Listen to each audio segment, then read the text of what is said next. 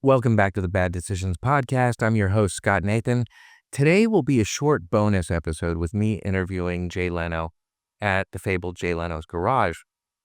And we have a conversation about an unscrupulous Ferrari mechanic that we both came into contact with, who had a long rap sheet and was arrested and incarcerated.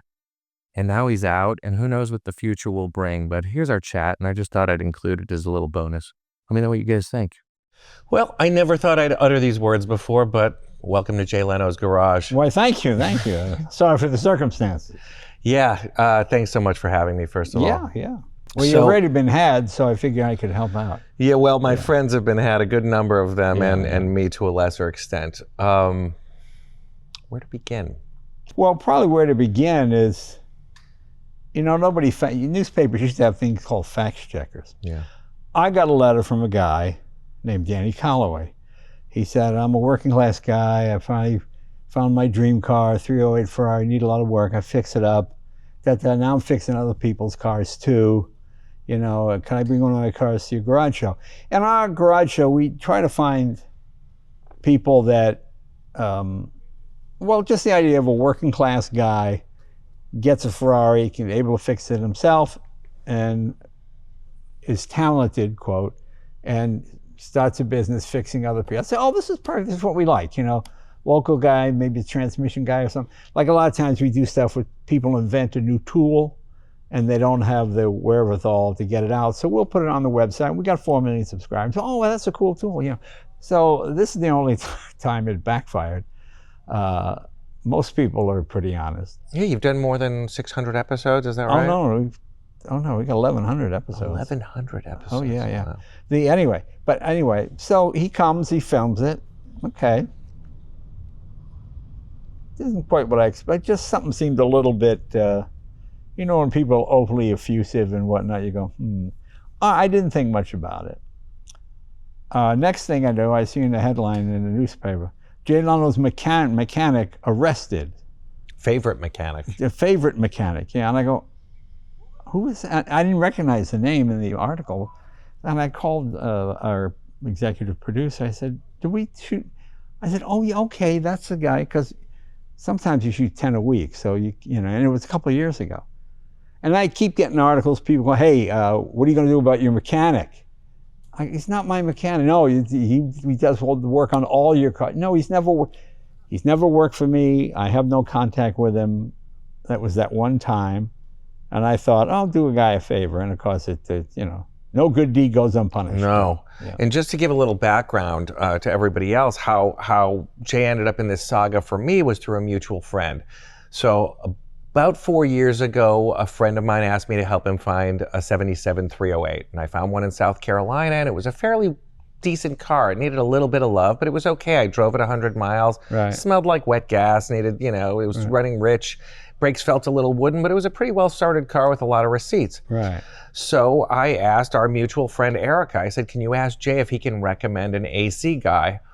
And then you were kind enough to get on the phone with me, and you said, yeah, don't go to a Ferrari tech, go to an air conditioning shop, which was sage advice. And then I asked you if you could recommend a tech, and you said, I can't. I have all my guys in-house. I know people, but there's no one that I can actually recommend. And I said, thanks very much. So, you did not recommend me to him. And then Jay Leno's garage is one of my go-tos to go to sleep at night. It's just like my wife. I'm glad I put you to sleep. I appreciate it. It's my wind down because I love cars and motorcycles, especially English motorcycles. And I ran across this episode of you and Donnie. I was like, well, this guy's in Southern California. Let me reach out to him. So I reach out to him on Instagram, and he says, yeah, come on out. So me and Spader get in the 308, and we drive out to the edge of the Mojave Desert in Lancaster, and he's got hangars full of Ferraris and Lamborghinis and signage like this all over the walls, and he was a very charismatic and charming guy, but just like you said, my ears perked up. There was a few things that weren't right. From the moment I shook his hand, he had soft hands and a perfect manicure, and I wrench on a motorcycle once a week, and my hands have never looked as good as his. Yeah. And he's got the Gucci loafers and the pressed trousers and the snow white Oxford. And I'm like, Spader, I think we should get out of here. I don't think this is our guy.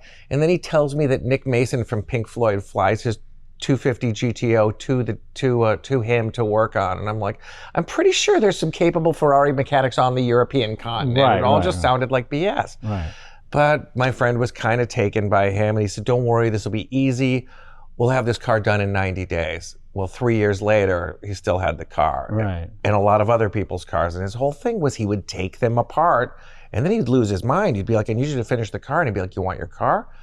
Come with a truck and a bunch of boxes, otherwise you'll get it when you get it. Right. And he's really a sociopathic guy. Yeah, well, again, that's, like I say, that's a sad thing.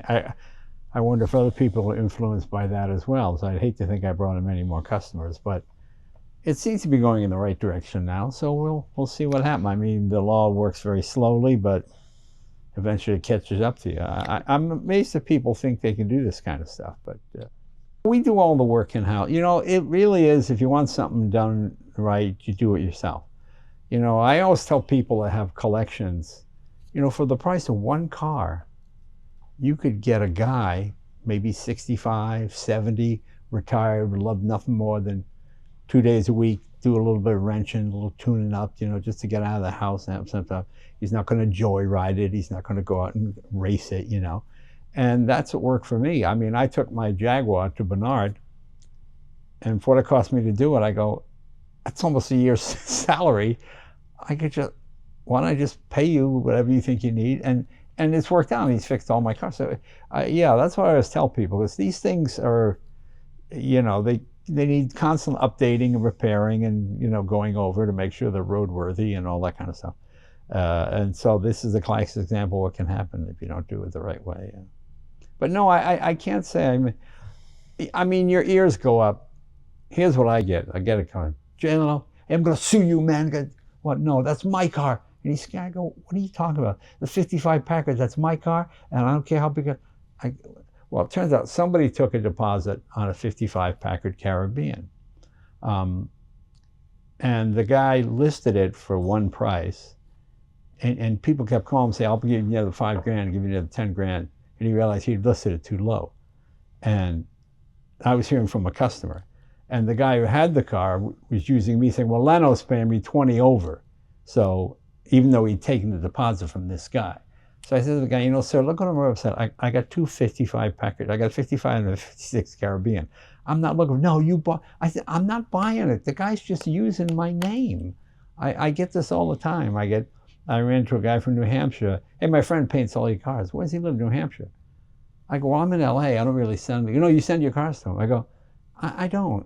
And now they're like, all right, he doesn't want to admit to it. No, really, sir, honest. Why would I live in LA. Why would I send it to New Hampshire to get painted? You know, but so that's what happens, yeah. First, I want to ask you. So you had him on the show once. Do you ever remember meeting him any other times, just out and about? I mean, you're the most out there person I know. Well, I meet an awful lot of people, and I try to be reasonably gracious to everybody you meet. You are, yeah. Apparently, I had met him before. But, oh yeah, hey, how you doing? You know, that kind of thing. And I don't.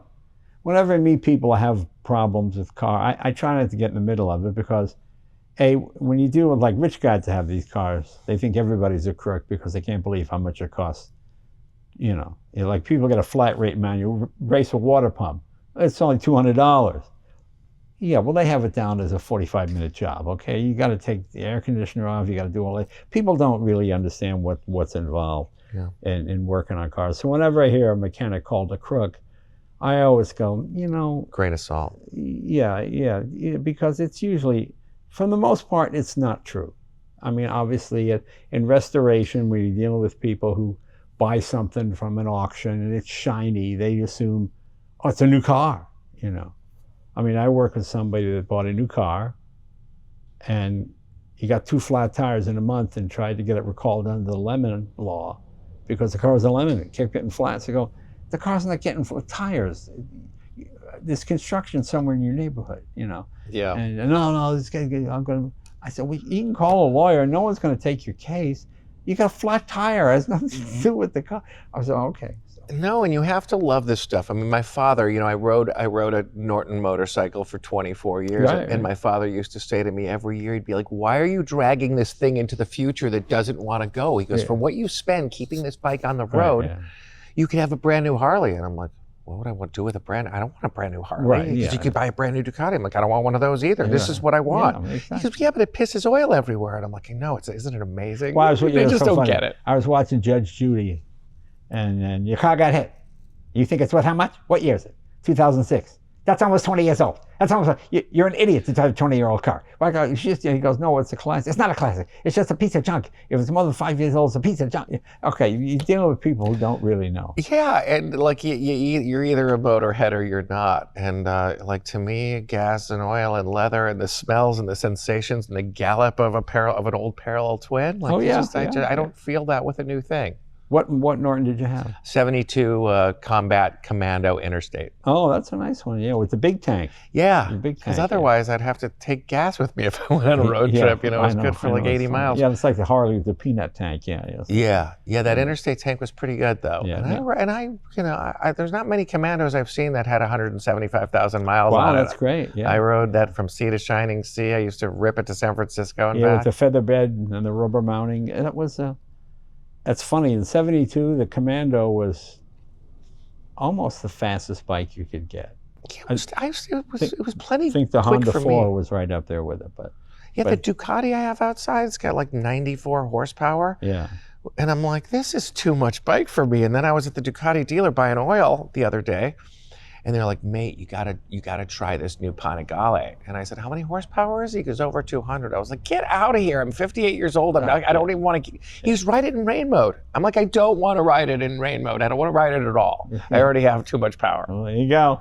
Well, good luck with your quest. I hope these people get justice. It's a shame that it happens, but if somebody's a good scammer, that's what they can pull it off. Yeah.